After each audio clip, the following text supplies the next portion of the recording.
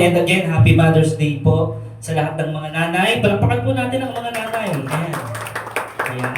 No? At papasalamat ako syempre sa aking asawa at syempre sa nanay ko. Kasi kung di dahil sa kanila, wala ako dito. Diba? Kundi dahil sa asawa ko, hindi ako nakakapasok sa trabaho. Syempre, pamasahe, bibigyan niya ako. Diba? So, salamat. No, so, ayun po mga kapatid, handa na po ba tayo sa salita ng Diyos sa umaga nito? Amen. Pinagpalang araw po, sabihin mo sa katabi mo, Blessed Sunday. Ayan, pinagpalang araw. Ito ay araw ng Diyos, araw ng pasasalamat. At ang topic natin ngayon mga kapatid, under the series of Open Heaven, ito po yung title. No? Ang title natin is, Fix Your Eyes on Jesus. Isa pa, basahin natin. Fix your eyes on Jesus. Kanino lang po tayo nakatuon? Sa Panginoong Jesus. Ayan. At babasahin po natin ang isang istorya, hindi lang basta istorya, no? Kung hindi ito ay totoong nangyari na nakasulat sa Biblia. No? Basahin po natin ang aklat ni Job. Ayan. Sa aklat po ni Job, basahin po natin sa verse 1 and hanggang verse 7. Sabi doon, may isang lalaking nakatira sa lupain ng Uz na nagngangalang Job. Siya ay isang mabuting tao, sumasamba sa Diyos, at umiiwas sa masamang gawain. Amen? Po sa next verse, mayroon siyang 7 anak na lalaki at 3 anak na babae. Marami siyang tagapaglingkod at siya ang pinakamayaman sa buong silangan. 7,000 ang kanyang tupa, 3,000 ang kanyang kamelyo, at 1,000 ang baka, at 500 naman ang asno. Nakaugalian na ng kanyang mga anak na lalaki at hali-haliling nagdaos ng handaan sa kanilang bahay at inaanayahan ng kanilang mga kapatid na mga babae. Tuwing matatapos ang ganoong handaan, pinatatawag ni Job ang kanyang mga anak para sa isang ritual. Maagang bumabangon si Job kinabukasan upang mag-alay sa Diyos ng handog na sinusunog para sa kanyang mga anak. Dahil baka lihim na nilalapastangan ng mga ito ang Diyos at sila'y magkasala. Dumating ang araw na ang mga anak ng Diyos ay humarap kay Yahweh at naroon din si Satanas. Sa verse 7, tinanong ni Yahweh si Satanas, ano bang pinagkakaabalahan mo ngayon? Nagpabalik-balik ako sa lahat ng sulok ng daigdig. Sagot ni Satanas. Amen. So, sino po ang pamilyar dito sa istorya nito? Amen. Ito po ay istorya ng isang tao kung saan matuwid siya sa harapan ng Diyos. At nararanasan niya yung open heaven. Sabihin natin open heaven. Ayan. At sabi nga po doon sa binasa natin, si Job, spiritual leader siya. No? Isa siyang matipuno, maayos, matuwid na tao, one of a kind, kumbaga. No? At mababasa natin sa verse 5, sabi niya, nung inilarawan niya yung kanyang mga anak, sabi doon, sa verse 5, tuwing matatapos yung mga handaan, pinapatawag ni Job yung kanyang mga anak para sa isang ritual. Maagang bumabangon si Job kinabukasan para mag-alay sa Diyos ng handog na sinuno para sa kanyang mga anak. Dahil, baka lihim na nilalapastangan ng mga ito ang Diyos at sila'y magkasala. No? So yung mga anak ni Job, kilala niya yung mga anak niya. No, kahit siya ay matuwid na tao, spiritual leader, no, at talagang matuwid yung kanyang pamumuhay. Sabi niya, perhaps my sons have sinned and cursed God in their hearts. Kaya maraming tao, mga kapatid, no, kahit maayos naman yung ginagawa ng magulang, di ba? Yung mga anak talagang nagpapasaway. Yes. Marami po bang nakaka-relate dito? Yes. Yes. Hindi kayo ang unang nakaranas niyan, si Hope.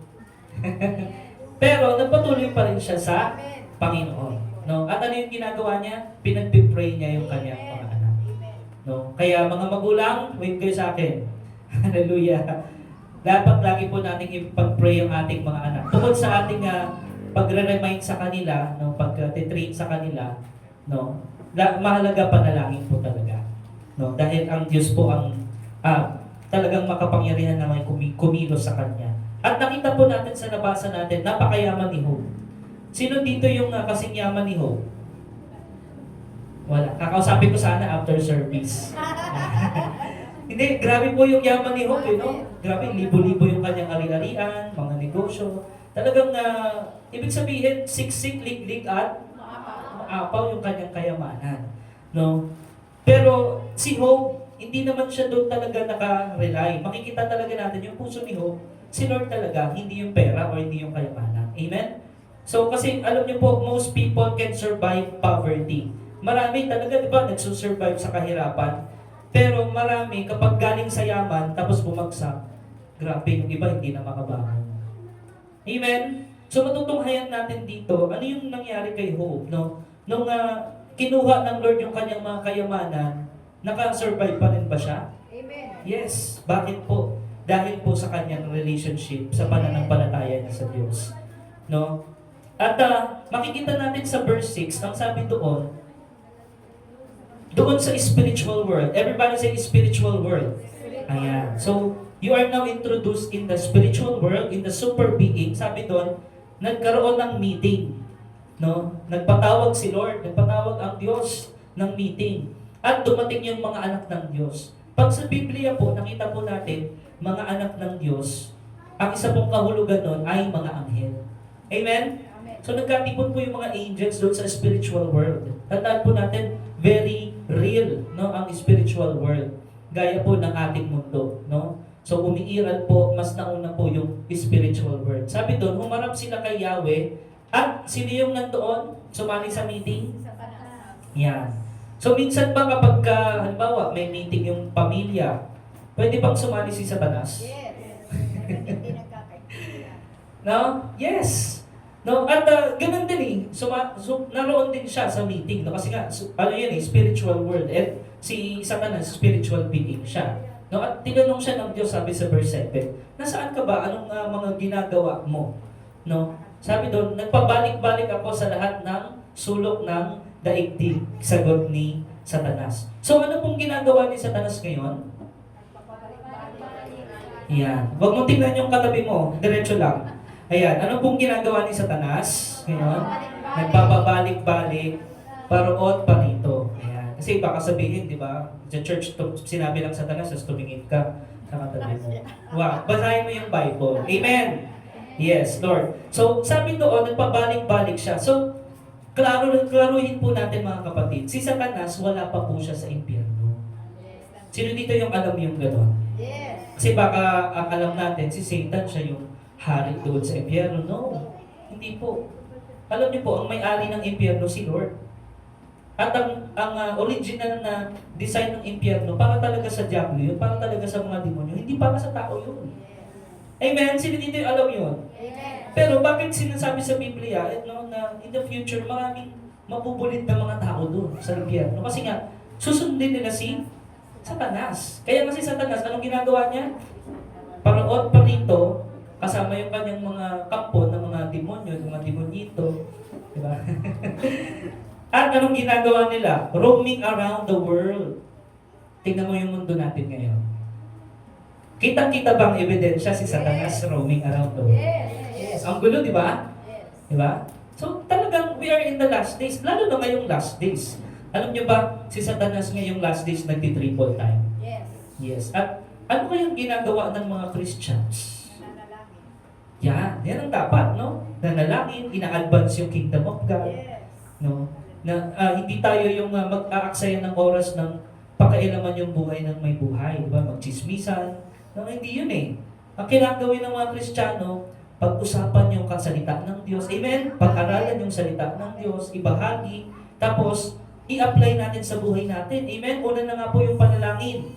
Dahil si Satan, no, kapag ikaw ay nanalangin, katulad ni Job, lagi siya talagang nananalangin sa Lord. Merong divine protection. Sabihin natin, divine protection. Ayan. Basahin po muna natin yung 1 Peter 5:8. Sabi doon, si Satan, no, maging handa kayong mga Kristiyano kasi si Satan ay ang diablo, kaaway natin. Parang liyong umaatungal at aali-aligid, yan, roaming around yan eh, no? Tinatarget kasama ng kanyang mga kampon na naghahanap ng malalapa. No? So, kailangan na iba yung pag-iingat na nating mga Kristiyano. Kasi, Siyempre, tayo yung target. Alam namang yung hindi Kristiyano. Yung mga hindi Kristiyano na naniniwala kay Satan, siyempre kakampi niya yun, hindi niya na yung tatargetin. Tama? Yes. So ngayon, sabihin mo sa katabi mo, kailangan ng tayong mag-ingat. Amen? Pero hindi ka dapat matakot. Mag-ingat ka lang. Amen? Ibig sabihin natin, discerning spirit. Ayan. Yung alam mo na, ay, atake to ni Satan. Amen? Pero alam niyo po ba, hindi lahat ng nangyayari sa iyo, kasi minsan, akala natin, lahat sinisisi natin sa Diablo eh, di ba? Halimbawa, hinay blood ka, ay, atake to ng Diablo. Pero kung kumain ka ng crispy pata, kumain ka ng sisig, tapos sinisi mo sa Diablo, di ba? Aba yan, inatake ng Diablo kasi naha-high blood ako. Pero yung bawal sa iyo, kinain mo.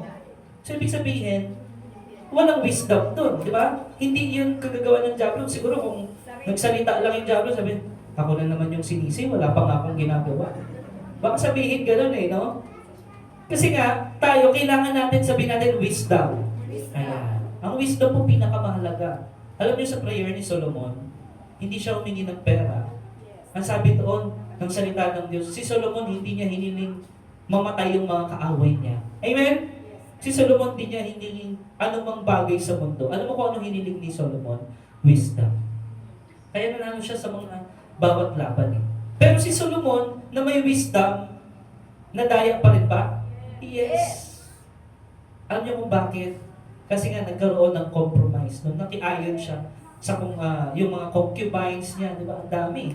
700 tayo, kung di ako nagkakamali, no? 700, tapos ilang wives, ilang concubines, no? Paano kaya binabati ni Solomon ng Happy Mother's Day isa-isa yun?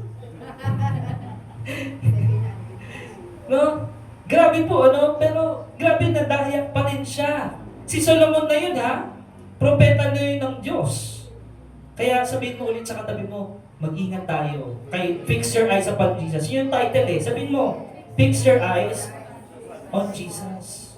Ayan. Kasi malingap ka lang ng konti, di ba? Sino nakaranas no? Yung parang kay David, yung parang naging busy ka lang sa isang bagay, tapos nakalimutan mo si Jesus.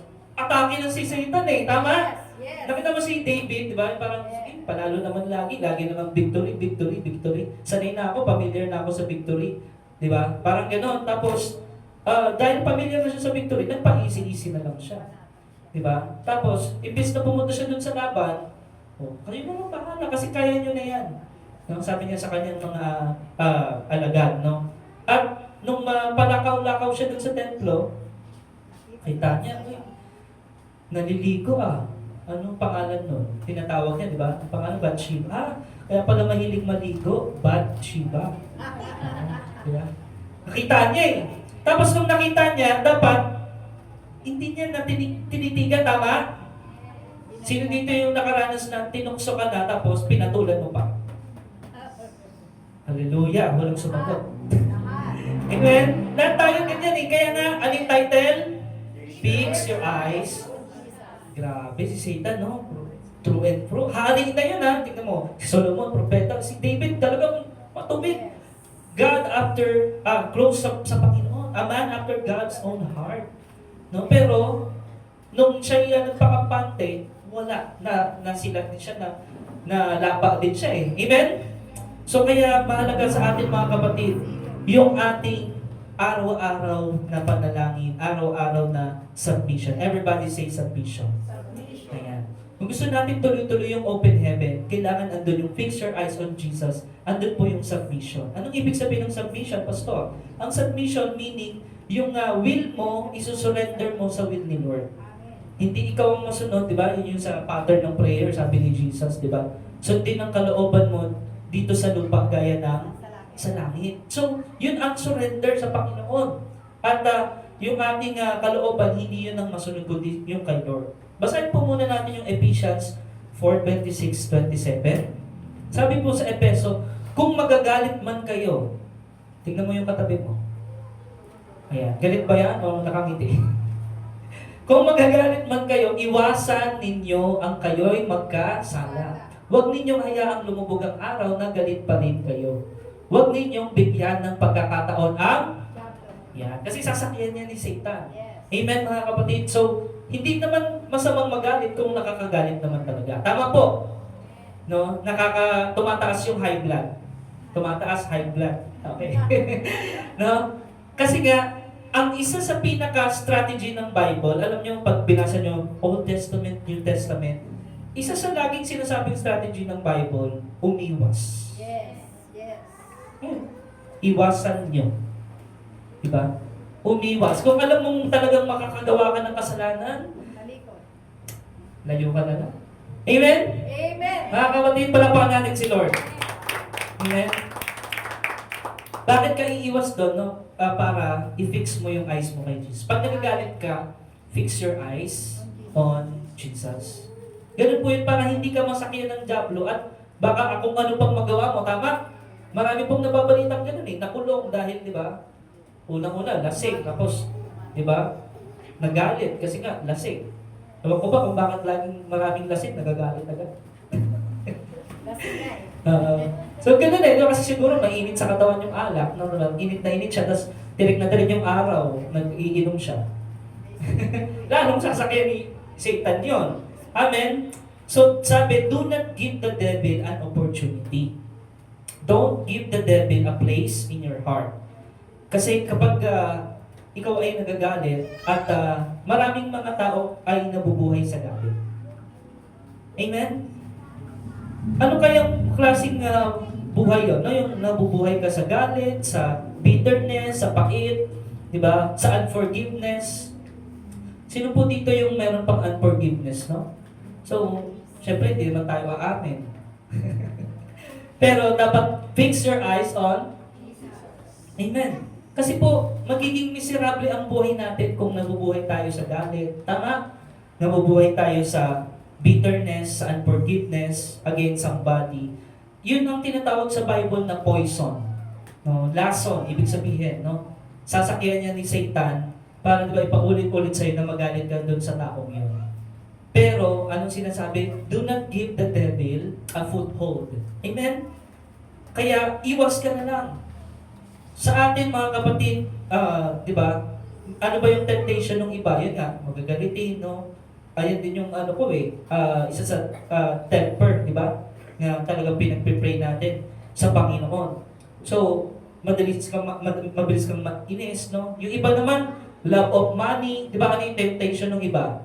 Love of money, mas mahal yung pera kaysa si Lord, di ba? Yung iba naman, lust, di ba? Pita ng laman, di ba? Talagang makamundo, makalaman. Grabe, ang dami pong taktika ni Satanas. Yung iba naman, materialism, di ba? Do not give the devil an opportunity. Amen? So, sinasabi sa atin, kasi, ano ba yung materialism, Pastor? Yung material yung may hawak sa'yo, hindi ikaw yung may hawak sa material. Amen? Yan yung materialism, yung sunod-sunuran ka dun sa bagay. No? So, whatever it is na anumang temptasyon sa buhay natin, mga kapatid, sabi doon, don't give the devil an opportunity. Fix your eyes on, takbo ka kagad kay Lord. Amen. Naalala niyo nakaalala dito kay Joseph, the dreamer. Amen. Tumakbo siya. Diba? Anong ginawa niya nung, di ba? Talagang inaakit siya nung asawa ni Potiphar. Anong ginagawa? Iwas, di ba? Ilang beses? 3 eh. Yes, tumakbo. Ang dami yan, takbo, di ba? Takbo. No? Tanongin mo sabihin mo sa katabi mo, tumakbo ka. Huwag ngayon tumakbo ka, umiwas ka sa saan? Sa temptation. Ayan. Kung ano mang temptation yan, love of money, lust, materialism, ang dami mga temptation. 2 Corinthians 4:4. At sabi doon, kasi maraming tao dinodiyos si Satan. Alam niyo ba maraming mga konsyerto sa mundo, yung mga concert party, ay talagang meron doon yung pinapalabas yung si Satan, yung demonyo talaga. No, through music. At unconscious yung mga tao na, di ba, naaakit sila doon sa music, yun pala, pang Satanas na. Amen? Grabe kumilos si Satanas eh. Kaya sabi doon, hindi sila sumasampalataya sapagkat ang kanilang isip ay binulag ng Diyos ng kasamaan ng daigdig na ito upang hindi nila makita ang liwanag ng magandang balita tungkol sa kalwalhatian ni Kristo na siyang larawan ng Diyos. Amen. So kaya, sino dito yung talagang na naaalala mo o nanonotice mo, kapag a-attend ka ng mga gawain ni Lord, ang daming mga nangyayari. Amen. Amen? Yes. Ang daming paghadlang. Tama? Yes. No? Ang daming, di ba, biglang may magchat-chat, di ba? Biglang may darating na bisita. Ay, bisita pala. Biglang may tawag. Amen? So, totoo yung sinasabi. Panahon pa lang ni Hope, paroon pa rito na, di ba? Yes. Ganon. Kumbaga, inaano ka niya, nililin lang ka niya para hindi mo marinig yung liwanag ng magandang balita tungkol kay Kristo na siyang larawan ng Diyos. Dapat kasi sa isang Kristiyano, lagi mong marinig si Lord. Ibig sabihin yung Word of God. Amen? Kaya nga, maraming mga services, katulad kanina, di ba, nagkaroon tayong technical issue. Alam ko na yun eh, sino dito pinag-pray yun? Amen. Amen? Grabe, no? Okay naman kahapon yung isang laptop, tapos biglang ngayon, wala na. No? So, buti na lang, nandun pa kami sa bahay, tapos tumawag nga kanina na dalhin yung isang laptop, no? So, praise God, hindi nagwagi si Satan. Palapanan natin si Lord. Amen? So, yung mga ganung bagay, mga pasimple, di ba? Si Satan, pasimple pa eh. Di ba? Pasimpleng hadlang, pasimpleng iniinis ka, di ba? Iniinis ka eh. Di ba? Talaga para ma-distract ka. Yun ang ginagawa niya. Biglang sumakit yung ulo mo, di ba? Sunday na Sunday, sumakit yung ulo mo. Di ba? Bigla na lang ganun eh. Biglang parang tinamad ka, parang ang sakit, ang bigat ng katawan ko ngayon ah. Di ba? Pupunta na ako ng church pero matutulog na lang ako. Amen? Satan, gumagala-gala at inutusan niya pa yung kanyang mga kampon para hindi marinig yung liwanag ng magandang balita. Kaya, ano ulit yung title? Yan. No? So, basahin natin, balik tayo sa Hope. Verse 8 na tayo, no? So, ayan. Sabi doon, napansin mo ba ang lingkod kong si Hope? Sabi ni Lord kay Satan.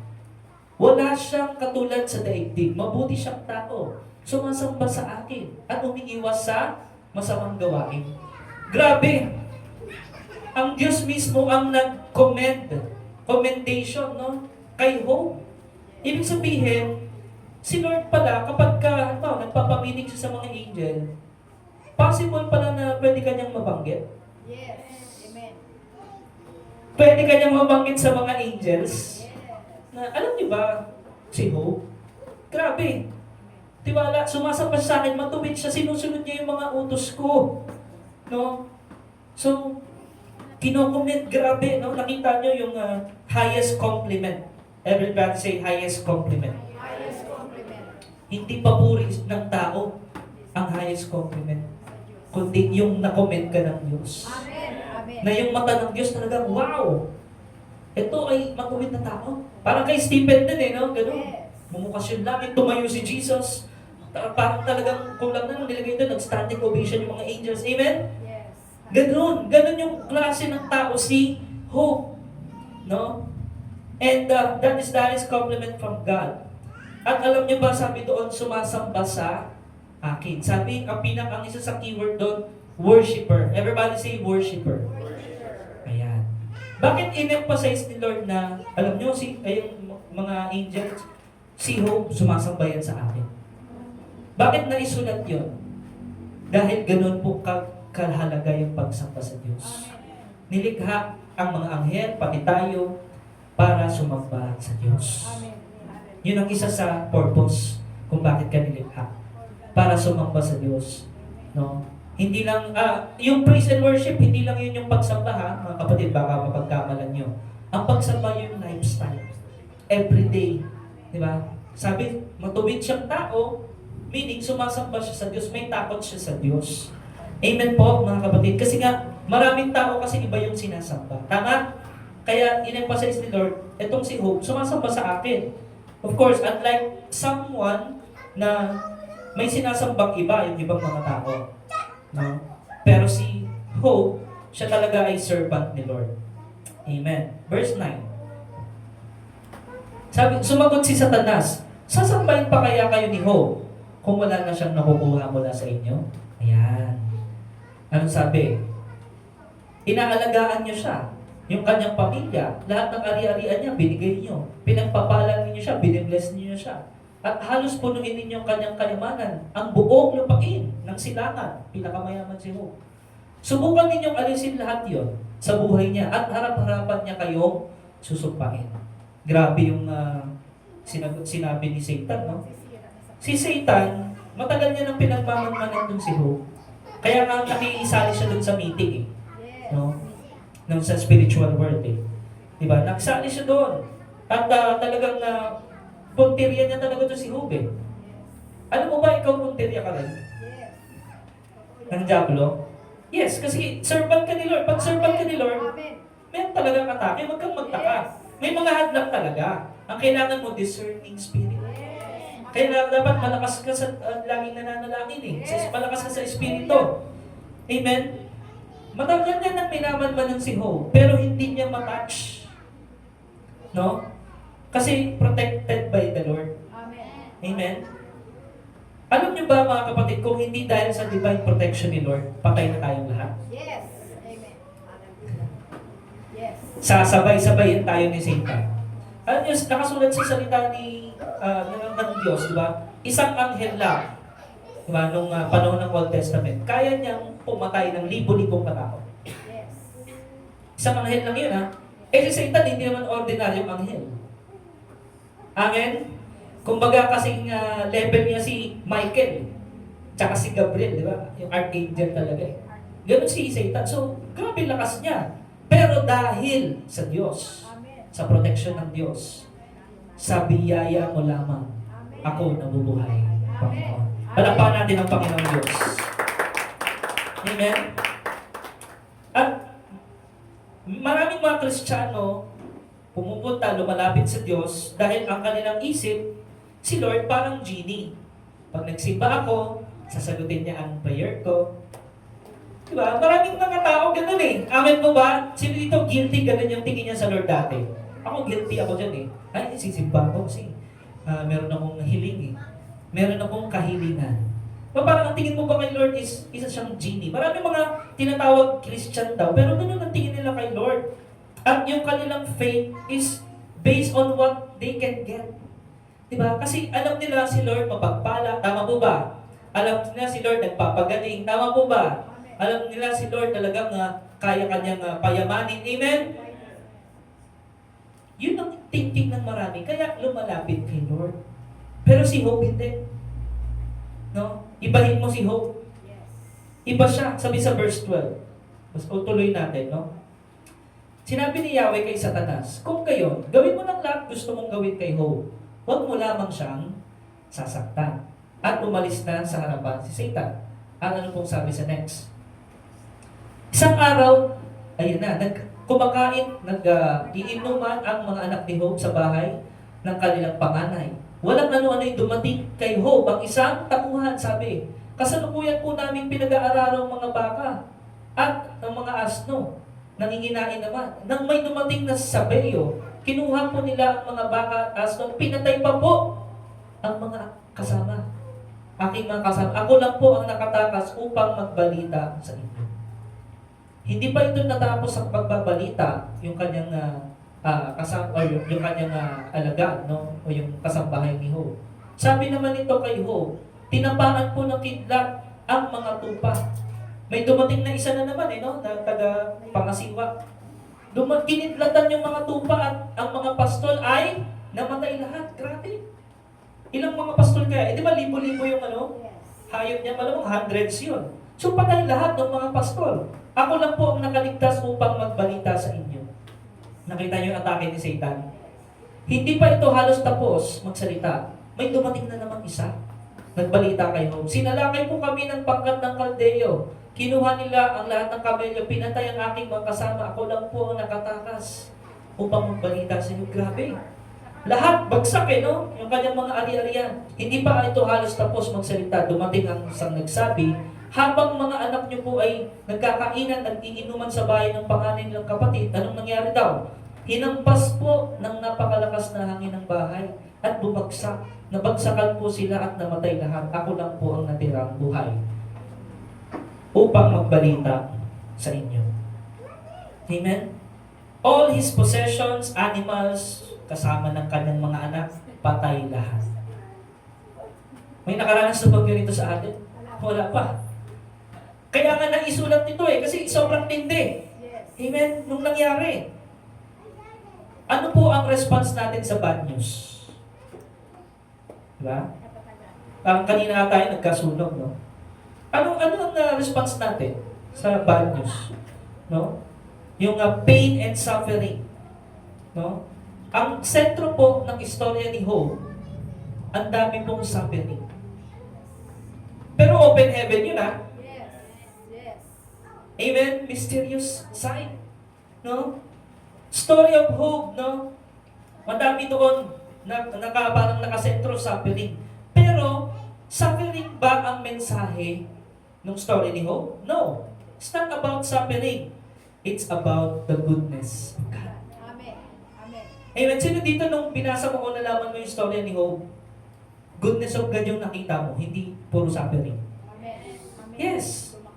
Kasi kung hanggang chapter 5 ka lang, siguro puro suffering yun. Tapusin mo kasi. Amen? Yung pagbabasa, makikita mo goodness of God. Amen.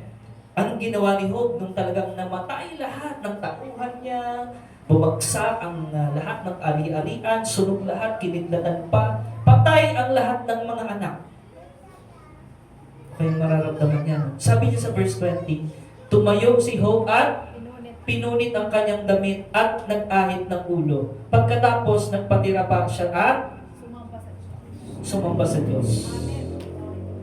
Ang sabi niya, hubad akong lumabas sa sinapupunan ng aking ina. Hubad din akong babalik sa lupa. Si Yahweh ang nagbigay. Si Yahweh rin ang babawi. Purihin si Yahweh. Grabe. Yung puso ni Job, no? Baka, siguro, no, wala isa sa atin yung nakaranas ito at wala isa sa atin yung kayang gawin ito. No? Sa totoo lang, mga kapatid. Amen? Pero, pinapakita dito sa istorya ni Job na totoong nangyari, walang pagbabago yung ginawa ni Job. Nung masagana siya, sumasamba siya. Nung wala siya, sumasamba pa rin siya. No? Ang ganda nung sinabi niya, nung katwiran niya, wala naman akong dinala sa mundong ito. Paglipas ko, wala din naman. Amen? At makita natin sa verse 22, sa kabila ng mga pangyayaring ito, basahin natin, hindi niya sinisi ang Diyos, kaya hindi siya nagkasala laban sa Kanya. Palapakan natin ang Panginoon sa buhay ni Job. Grabe, no? Isipin mo, zero. Wala. Patay lahat. No? Pero si Job, ang tingin niya sa Diyos, hindi genie. Alam mo kung anong tingin ni Job sa Diyos? No? God owns everything. Sabihin mo sa katabi mo, God owns everything. Pati ang buhay mo, pati ang hinihinga mong oxygen, si Lord may-ari niyan. Pati yung pinagligo mong tubig kanina, Amen. yung ininom mo, si Lord may-ari niyan. Amen. Lahat ng nakikita mo dito, pati tayo, si Lord may-ari niyan. Yun ang tingin ni Job. Diba? Sa Lord. Diba? Nag-aalala ka sa mga pangangailangan mo? Sino ba may-ari ng lahat ng creation? Si Lord. Nothing is impossible with God. Kaya niyang i-provide. He is Yahweh Yireh. Amen? At meron pong sinasabi po sa Hebrews na tinatawag na hupomone. Ano ibig sabihin ng hupomone? Meaning, steadfast in the faith of the Lord. O, sa madaling salita, God owns everything or God is in charge. Sabihin natin, hupomone. Yan. God is in charge. Yan.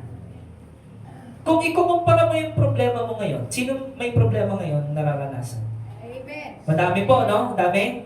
Yes. Kung ikukumpara mo yung problema mo ngayon sa problema ni Job, walang comparison, no? Amen? Wala siguro may kukumpara sa nangyari kay Job. Tama? Pero anong ginawa niya? Sumamba pa rin siya. Hindi niya sinisi si Lord. No? Minsan talaga, kahit Kristiyano, guilty dyan eh. Yes. Yung sinisi si Lord, amen, magugulat ka, wow. Christian siya, pero sinisi niya si Lord. Parang questionable eh. No? Pero si Job, hindi. Basahin natin 1 Peter 1:6-9. Ito'y dapat ninyong ikagalak dahil kahit magdanas kayo muna, no, temporary, ng iba't ibang pagsubok sa loob ng maikling panahon. Dapat magalak ka. Bakit? Kasi ang ginto, bagamat nasisira, pinapadaan sa apoy upang malaman kung talagang dalisay o totoo. Gayon din naman ang inyong pananampalataya, higit mahalaga kaysa ginto. Sinusubok upang malaman kung ito'y talagang tapat. Sa gayon, kayo'y papupurihan, dadakilain at pararangalan sa araw na mahayag si Yesu Cristo. Merong testing, mga kapatid. Amen. Kaya sabi, rejoice, it is a command. It's not based on your feeling. Rejoice. Kahit bumabagyo, puri sa Panginoon. Amen. Amen. Sabi mo sa katabi mo, rejoice in the Lord. Rejoice in the Lord. Ayan. Pagpapakita ang ebidensya ng pananampalataya mo. Kasi yung iba, pang commercial lang yung faith. Alam niyo ba merong commercial faith na sinasabi sa Bible? No, yung parang pakitang pagpapaipabaw lang, no? Na yung naniniwala sila sa Diyos, kung dahil meron silang makukuha, no? Lord, bless me, bless me, bless me. Yun ang tingin nila kay Lord. No? Paano pag kinuha na ni Lord yung blessing? Sasamba ka pa rin kaya? Amen? Parang nakikipag-business yung iba no? Sa Panginoon. Parang transactional yung kanilang relationship. Pero, kaya pala pinapadaan sa pagsubok para malaman kung talagang nalisa yung faith, yung pananampalataya. Kaya magalak ka kapatid kung may mga pagsubok. Amen. Tingnan mo yung matabi mo. Nagagalak kaya siya. Amen. Ibig sabihin, nagagalak ka pa rin na magpuri sa Lord. Amen. Pagsamba, papurit, pasasalamat, mahalaga mga kapatid. No? Marami kasi yung imagination nila about the Lord, iba no? Parang hindi katotohanan na katulad ng sinasabi sa Biblia. No? Kaya maraming tao, maraming Diyos-Diyosan. Amen? Kasi gusto nila, alipin nila yung Diyos. Ang gusto ng ibang tao, yung Diyos yung sumunod sa kanila. Yun ang tingin ng ibang pananampalataya. Amen? Pero, salamat sa Lord, inireveal niya sa atin kung sino siya. Amen? Amen. No? Kaya the question, church, ikaw, kilala mo ba talaga si Lord? Nakatulad ng pagkakilala ni Job, gano'n mo siya kakilala? Gano'n mo siya pinagkakatiwalaan? No? Kaya kailangan yung sabi sa Biblia, wisdom, knowledge, and understanding. Amen. Para open heaven talaga. Yes. Kilala mo si Lord, nagtitiwala ka sa Kanya. Si Job, kahit nawala lahat, no? Nagpurit, sumamba, naglingkod pa rin sa Panginoon. Dahil ang kanyang faith ay hindi commercial, ang kanyang faith hindi transactional, ang kanyang faith ay dalisay. Amen? Kaya mahalaga mga kapatid, dalisay ang ating pananampalataya. Bakit dinadalisay ni Lord? Kasi merong influence. Everybody say influence. Yan. Merong impact yan sa mga nasasakupan natin. Lalo na sa mga bata. Pag nakita talaga na dalisay yung faith mo, talagang gagayahin yun. In the way they should go. No? Paano ba lang i-teach yung mga bata? Basahan mo lang ng Bible? No. Role model ka dapat. Amen. Amen. No? Ganun yun. Ganun ang totoong tinuturo sa atin ng Lord na kaya tinadalisan niyo yung pananampalataya para maisalin yung legacy sa mga next generation. Amen? Inaalaw ni Lord ang pain, ang suffering dahil may purpose. Everybody say purpose. Amen? Katulad sa operasyon kanina sa devotion, di ba? Ni Brother Ian, di ba? May purpose si Lord eh. Amen. Bakit umabot ng 2 operation kay Brother Ian? 2024, tama? Tapos 2026. Para ipakita kay Brother Ian that I am the God that healed thee. Amen. I am the God, the provider. Kahit sa mamahaling ospital ka pa, nagpagamot. Sabi ni Lord, I am here. Di ba? Jehovah, Jireh, your provider. At naranasan niyo yun. Kaya, talagang, ngayon, yung faith, dumadalisay. Tama po ba? Amen. Inaalaw ni Lord pain and suffering. Inaalaw ni Lord kahirapan, di ba? Yung may namatay ng mahal sa buhay. Naalaw ni Lord why? For your faith to be genuine. Because doon mapapalabas yung dalisay na pananampalataya. At yung dalisay na pananampalataya na yun magiging blessing sa iba. Makakakilala ang iba. Maliligtas ang iba. Marami kang taong makikita nagsisisi sa kasalanan nila.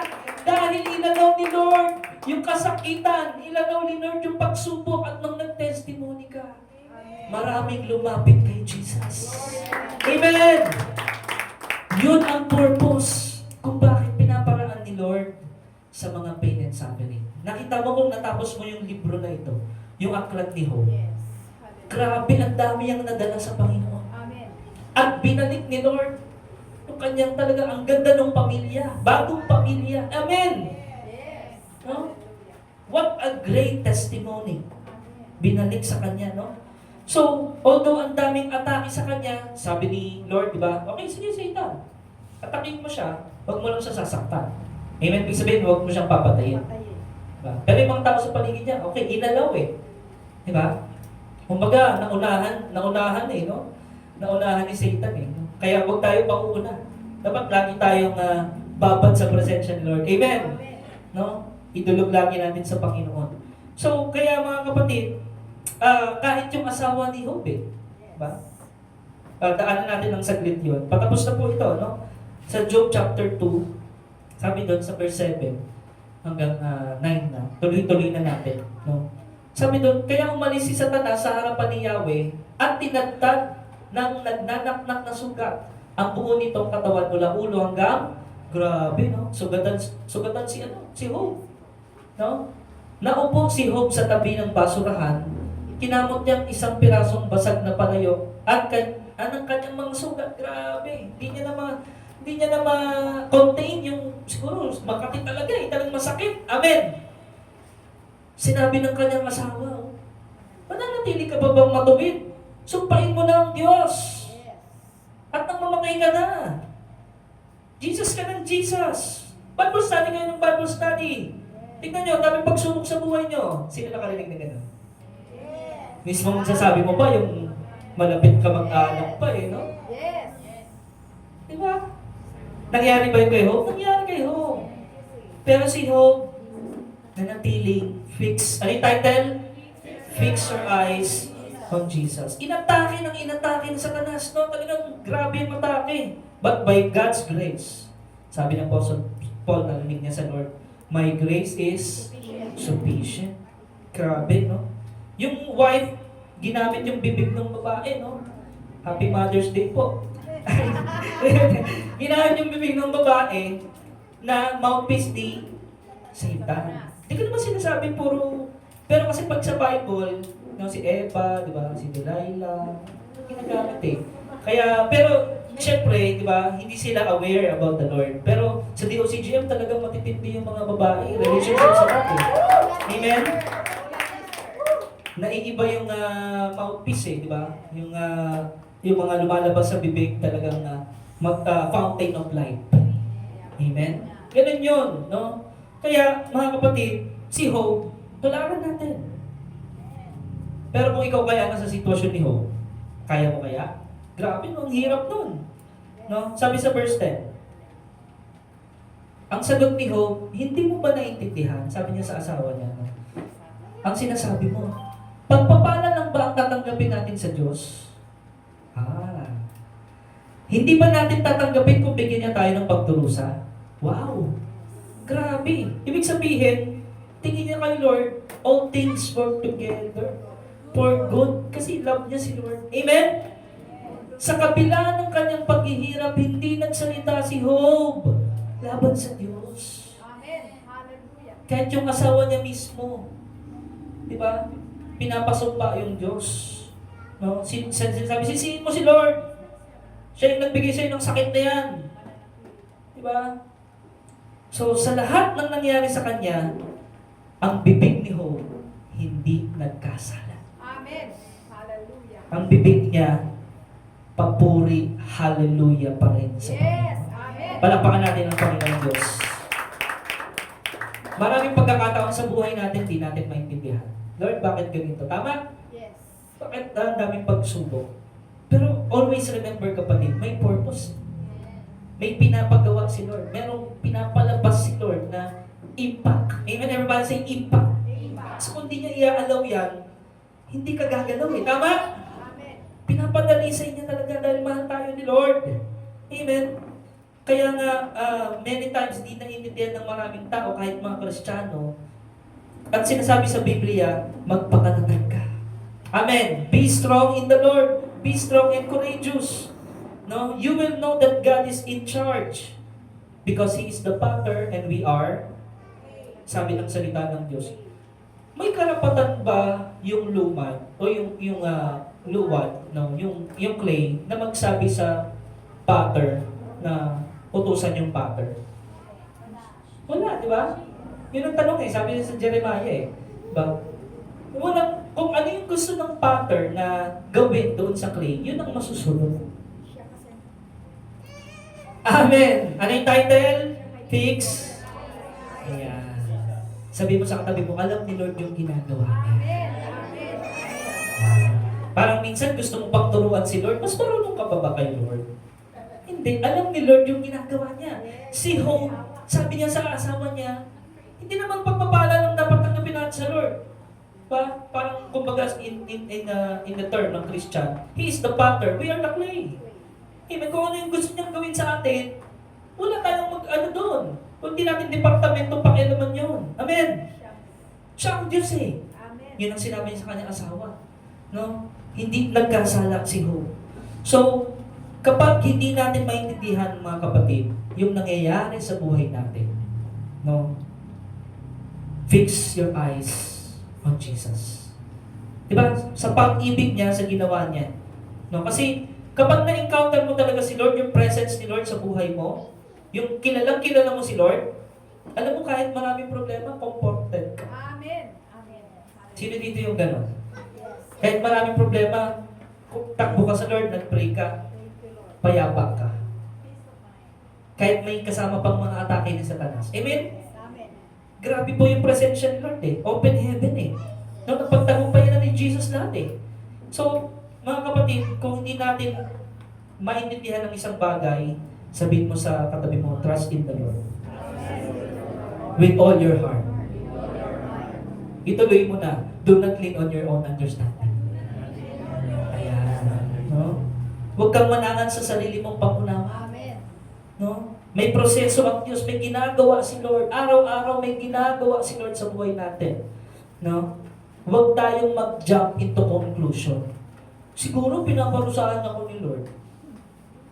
Sino yung mga narinig ng gano'n, no? Hindi pa tapos si Lord Process yan. Huwag kang mag-jump into conclusion na parang pinagbibintangan mo pa si Lord. Hindi. May ginagawa, may purpose kasi. Na maghintay ka lang. Wait upon the Lord. Fix your eyes on Jesus. Trust in the Lord with all your heart. Do not lean on your own understanding. God is in charge.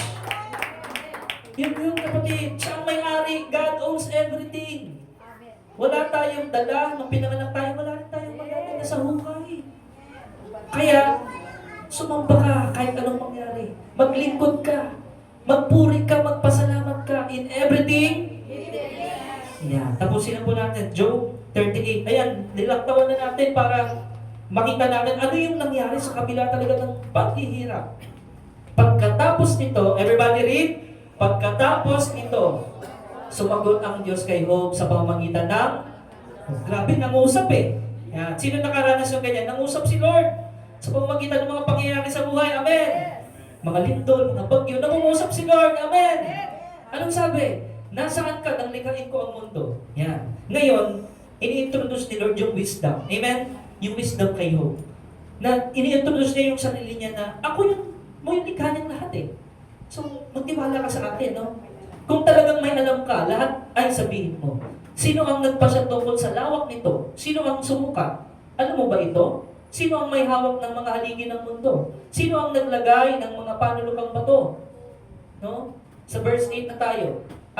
Sabi doon, nung umagang iyon, ang bituin nag-aawitan, mga nilalang sa langit. Sino gumawa lahat doon? Nagsisigawan. Sino ang humarang sa agos ng dagat? Nang mula sa kailaliman sa sanlibutan. Tinakpan ko ang dagat at ulam na makapal at binalutan ng kadiliman. Inintroduce kay Job. Ang dagat nilagyan ko ng hangganan upang ito'y manatili sa likod ng mga harang. Nakita niyo yung globe? Pero nakita niyo yung mundo? Grabe yung creation, no? Sinabi kong sila'y hanggang doon na lang at huwag lalampas. Grabe. Sabi natin, hope po mone. Yan. God is in control. God is in charge. Pinaliwanag ni Lord, no? Pinarealize ni Lord kay Job ang mga bagay na ito. Binigyan siya ng preaching. Amen. Kumbaga sa magulang, sinermonan. Amen. God gave Job a lesson. Kaya ano nangyari? Naktaon na tayo, chapter 42. Ito naman ang sagot ni Job sa mga pangangaral sa kanya ni Lord. Alam ko ang lahat ng bagay ay kaya ninyo. Yes. Kilala ni Job. At walang makakapigil sa lahat ng inyong balakid. Si Lord ang may-ari ng lahat. Tinatanong ninyo, sino akong nangahas na ako'y pag-alinlangan? Gayong ako na may walang nalalaman. Nagsalita ako ng mga bagay na di ko naunawaan. Ng mga hiwagang di abot ng aking, sabi ng salita ng Diyos, kasi kaisipan ng Diyos, hindi natin magkaiba. Mas matalino, sobrang talino ni Lord. Amen. Kaya si Job nag-repent siya. Everybody say repentance. Ayan. At napakalaga, pagkatapos ng repentance, anong nangyari? Mga kapatid, sa chapter 42, verse 12 na tayo. Grabe talagang tinanggap ni Job yung salita ng Diyos, nag-repent siya, nagtiwala pa rin siya. At anong nangyari? Ang mga huling araw, everybody read your Bible, ang mga huling araw ni Job ay higit na ni Yahweh. Binigyan niya ito ng 14,000 tupa, 6,000 kamelyo, 2,000 baka, at 1,000 inahing asno. Nagkaroon pa si Job ng 7 anak na lalaki at 3 anak na babae. Ang pangalan ng mga babae ay Jemima, Keziah, at Karen Hapu. Ang mga anak na babae ni Job ang pinakamaganda sa buong lupain. Pinamanahan din niya ang mga ito tulad ng mga anak na lalaki. Si Job ay nabuhay pa ng at ano yung sa English doon? 140? Grabe no? So kung 100 na nun si Job, so 240 na, no? Inabutan pa siya ng kanyang apo sa ika-4. Grabe. Apo niya doon sa daliri sa paa. Ano yun? Apo sa talampakan, no? Matanda na siya ng na-enjoy niya ba? Yung blessings. Palapakan natin si Lord. Hallelujah. The blessing is up to the next generation. Kaya kung magtatanim tayo ngayon, mga kapatid, sino dito gusto pang magtanim ng para sa Kingdom of God? Amen? Alam niyo, makikita natin yung mga generation natin. Grabe, open heaven. Talagang makikita na maraming tao lalapit kay Jesus. Kaya kapatid, ano yung title natin? Amen. The Lord restore. Everybody say restoration. No? Lahat na restore ni Lord kay Job. Lahat nung nawala sa kanya, dinoble, tinriple niya pa, pinahabak yung buhay para ma-enjoy niya yung pamilya niya, kasama yung mga ari-arian, mga alaga nilang mga hayop. And when he started praying for the people, di ba? Pinag-pray ba ni Job yung mga umaaway sa kanya? Yes. No? Talagang nadala niya lahat yun sa Panginoon. Mga kaibigan niya, di ba, na nung mga panahong walang-wala siya, minamak siya, di ba? Nadala niya yun lahat kay Job. Respond in faith. Fix your eyes on Jesus. At yung legasiya ng open heaven, mga kapatid, ay maipasa natin sa susunod na henerasyon. Paano mangyayari yun? Kung ang ating paningin, ay kay Jesus lamang. Buhay ng pagsamba, buhay ng paglilingkod, buhay na ang nasusunod ay ang Diyos. Amen. At naitataas ang kadakilaan ng kanyang pangalan. Palapakan po natin ang Panginoon. Hallelujah. Tayo po ngayon ay tumayo, mga kapatid, tayo mananalangin. Tayo mananalangin ngayon, no? At napakahalaga sa atin, mga kapatid, makilala ng lubos-lubos si Lord. Hindi lamang siya yung, di ba, yung sinabi ni Job doon na hindi lang pagpapala ang dapat nating tanggapin sa Lord. Amen? Pwedeng mga pagsubok, tanggapin natin. Amen, kapatid? No, receive. Kung ano man yung nais ni Lord. Ano yung prayer? Sabi ni Jesus, Lord God, let your will, yan, let His will be done. Kaya mga kapatid, tayo po ngayon ay mananalangin. At kung meron kang mga bagay na nakarelate ka doon, di ba? Guilty tayo. Maraming mga katotohanan sinabi doon sa buhay ni Job. No? Let us confess to the Lord right now. Amen? Kung meron kang hindi pa napapatawad na tao, kung nabubuhay ka sa galit, nabubuhay ka sa pait ngayon, no? Napakagandang halimbawa nung nangyari sa buhay ni Job.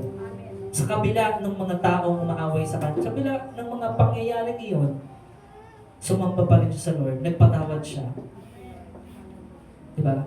At pinanalangin niya pa yung kanyang mga kaaway. Grabe po, no? Let us fix our eyes on Jesus. Tayo po yung manalangin. Amen. Lord, maraming salamat po, Ama. How great you are, Panginoon. Ikaw, Lord, ang pinakadakila sa lahat. Salamat, Lord, pinaalala mo sa amin. You own everything. You are great, God. Panginoon, from the beginning up to the end, you are the Alpha, you are the Omega,